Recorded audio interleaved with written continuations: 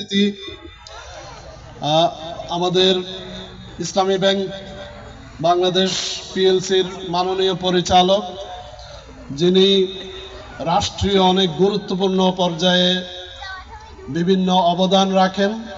Chartered অ্যাকাউন্টেন্টের যে association আছে, এই অ্যাসোসিয়েশনের দীর্ঘদিন যিনি 2 টার্মে যিনি দায়িত্ব পালন করেছেন, জনাব মোহাম্মদ আব্দুস সালাম এফসিএ এফসিএস, এবং ওনার সহধর্মিণী আমাদের কাছেই উপস্থিত আছেন।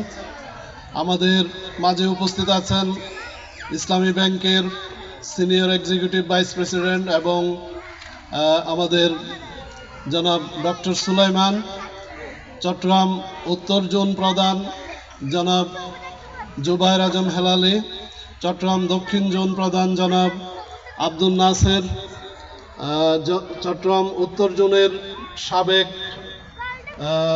জোন প্রধান ব্যাংকের ইবিপি জনাব নুরুল হোসেন কাউসার।